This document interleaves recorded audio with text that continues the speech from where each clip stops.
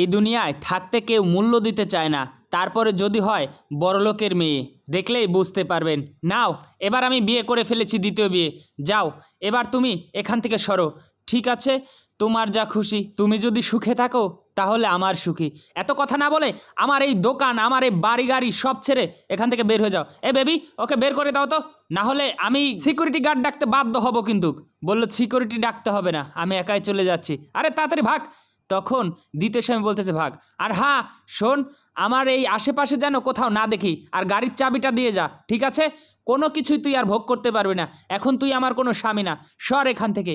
তখন এই ভাইটি চলে যাচ্ছে, আর মেয়েটি এসে গাড়িতে বসলো। শুনছো, আমি অনেক দিন যাবৎ ফুচকা খাই না, যাও না একটু নিয়ে আসো। এই, কথা কম, প্রত্যেক দিন এই সমস্ত খাবার কিসের?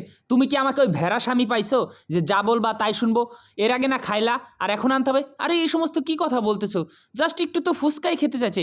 হ্যাঁ খেতে চাইছো তো ভালো কথা, তুমি এনে খাও, না হলে অন্য কারো দিয়ে নাও, আমি আনতে পারবো না, ঠিক আছে? এই বলে নতুন স্বামী গাড়ি থেকে নেমে গেল, আর মেয়েটি একা একা বসে ভাবছে আমি কি ভুল করলাম? পরবর্তীতে এই ছেলেটা রাস্তা দিয়ে হাঁটছে, এভাবেই শুধু হাঁটছে, হাঁটছে আর হাঁটছে, আর তখন গাড়ি থেকে বসে বসে ভাবছে জীবনে কি ভুলটাই না করলাম। আর এই ভাইটি তখন আবার এসে বসলো গাড়িতে। আর হ্যাঁ শোনো, আগামীকাল বাবা মা আসতেছে, তুমি একটু দুদিন থেকে আসো না, অন্য কোথাও জাস্ট পরে। হ্যাঁ মানে তোমার মা বাবা আসবে মানে কি? আরে আমার বাড়িঘর, আমার ওইখানে মা বাবা আসবে না তো কোথায় আসবে? তো তুমি এসব কি বলতেছো? এই আমার এত কথা ভালো লাগে না, আমি যেটা বলছি সেটা করো। তো ওই বাসায় কেউ ঢুকতে পারবে না, ঠিক আছে? যদি আমার অনুমতি ছাড়া ওই বাসায় কেউ ঢুকে তাহলে ওই ঘর থেকে আমি বের করে দেবো ধাক্কা দিয়ে। আর এই সমস্ত কি কথা বলতেছো? হ্যাঁ আমিই বলতেছি। ও তার মানে তুমি আমাকে ভালোবাসো না, আমার প্রপার্টিকে ভালোবাসো? এতদিন তুমি আমার সাথে ভালোবাসার নাটক করেছো।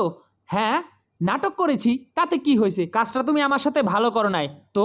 ভালো করিনি কি হয়েছে? তোমার আগের স্বামী তো কাজটা ভালোই করছিল, তাকে তো তুমি পাত্তা দাও নাই, তাকে তো ঠিকই লাথি মেরে বের করে দিয়েছো, তাই না? তো ভালো ভালো ব্যবহার করা কি লাভ বলো? যে তোমাকে ভালোবাসলো, যে তোমাকে সাথে রাখলো, তাকে তো তুমি রাখতে পারলে না, রাস্তার ভিখারি বানিয়ে দিলে, আর এখন তুমি আমার ভালোবাসার গল্প শোনাচ্ছ?